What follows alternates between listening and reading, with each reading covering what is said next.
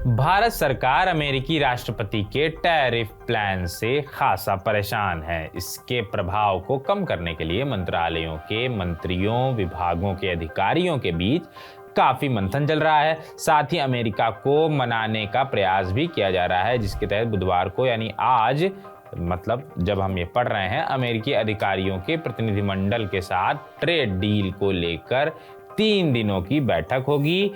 अब जो खबर आई है वो बेहद चौंकाने वाली है। भारत सरकार ने ट्रेड डील होने से पहले एक बड़ा ऐलान कर दिया है, जिससे अमेरिकी राष्ट्रपति डोनाल्ड ट्रंप खुश हो सकते हैं। साथ ही बुधवार से शुरू होने वाली मीटिंग के लिए भारत का ग्राउंड थोड़ा स्ट्रांग हो सकता है। मंगलवार को रॉयटर्स की रिपोर्ट में दावा किया गया था कि भारत सरकार अमेरिका के आने वाले सामान पर $23 बिलियन का टैरिफ कम कर सकती है। आइए आपको बताते हैं कि आखिर सरकार की ओर से किस तरह का ऐलान किया गया है।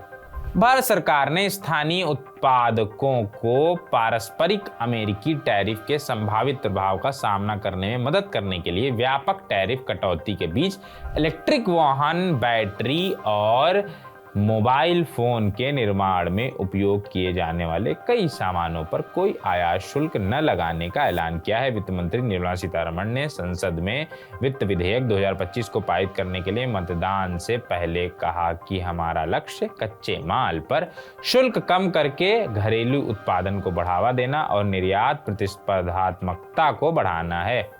उन्होंने कहा कि भारत ईवी बैटरी बनाने के लिए इस्तेमाल की जाने वाली 35 वस्तुओं और मोबाइल फोन निर्माण में इस्तेमाल होने वाली 28 वस्तुओं को आयात शुल्क से छूट देगा। भारत 2 अप्रैल से लागू होने वाले अमेरिकी राष्ट्रपति डोनाल्ड ट्रंप के पारस्परिक टैरिफ के प्रभाव को कम करने की तैयारी कर रहा है। दोनों देश टैरिफ मुद्दों को हल करने और द्विपक्षीय व्यापार समझौते पर आने के लिए बातचीत कर रहे हैं। रॉयटर्स ने 2 सरकारी सूत्रों के हवाले से जानकारी दी थी कि नई दिल्ली दोनों देशों के बीच चल रहे व्यापार समझौते के पहले चरण में $23 बिलियन से अधिक अमेरिकी आयातों पर टैरिफ में कटौती करने के लिए तैयार है। पिछले हफ्ते एक भारतीय संसदीय समिति ने सिफारिश की थी कि सरकार स्थानीय निर्माताओं का समर्थन करने के लिए कच्चे माल के आयात पर टैरिफ में कटौती करे। डोनाल्ड ट्रंप प्रशासन की तरफ से जवाबी सीमा शुल्क लगाने की धमकियों के बीच भारत और अमेरिका के वरिष्ठ अधिकारी बुधवार को द्विपक्षीय व्यापार समझौते पर 3 दिवसीय वार्ता शुरू करेंगे। समझौते पर औपचारिक रूप से बातचीत शुरू करने के लिए अमेरिका के दक्षिण एवं पश्चिम एशिया के लिए सहायक व्यापार प्रतिनिधिमंडल ब्रैंडन लिंच अधिकारियों की एक टीम के साथ इस समय भारत आए हुए हैं। लिंच वाणिज्य विभाग में अतिरिक्त सचिव राजेश अग्रवाल के साथ चर्चा करेंगे।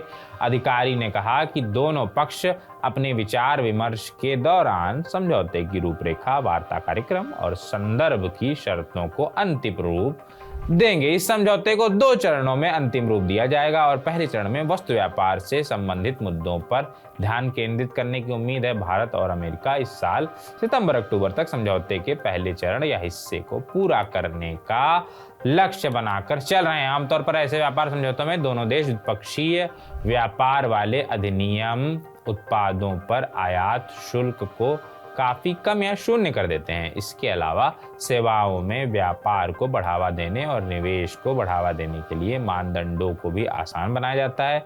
भारत ने संयुक्त अरब अमीरात यानी यूएई, ऑस्ट्रेलिया और यूरोपीय मुक्त व्यापार संघ के साथ इस तरह के समझौते किए हुए हैं। अमेरिका ने कुछ औद्योगिक वस्तुओं, वाहन, शराब और कृषि जैसे क्षेत्रों में अधिक बाजार पहुंच की मांग की है।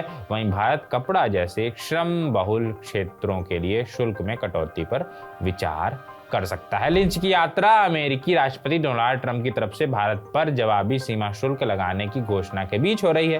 ट्रंप ने 2 अप्रैल से यह शुल्क लगाने की घोषणा की है। वाणिज्य एवं उद्योग मंत्री पीयूष गोयल ने ट्रंप की घोषणा के बीच मार्च की शुरुआत में वॉशिंगटन की यात्रा की थी। उन्होंने अमेरिकी व्यापार प्रतिनिधि जेमिसन ग्रीर और अमेरिकी वाणिज्य मंत्री हॉवर्ड लुटनिक के साथ बातचीत की थी। इस बीच मुंबई में अमेरिका के महावाणिज्य दूत माइक हैंकी ने लिंच की भारत यात्रा पर कहा कि यह प्रयास भारत के साथ निष्पक्ष और संतुलित व्यापार के लिए अमेरिका की प्रतिबद्धता का उदाहरण है। हैंकी ने कहा कि हमारा मानना है कि इन चर्चाओं से रचनात्मक न्याय संगत और दूरदर्शी समाधान निकल सकते हैं। बाकी इससे जो समाधान निकलेगा वो हम आपको बताएंगे। अभी चलते हैं, बाय बाय, शुक्रिया।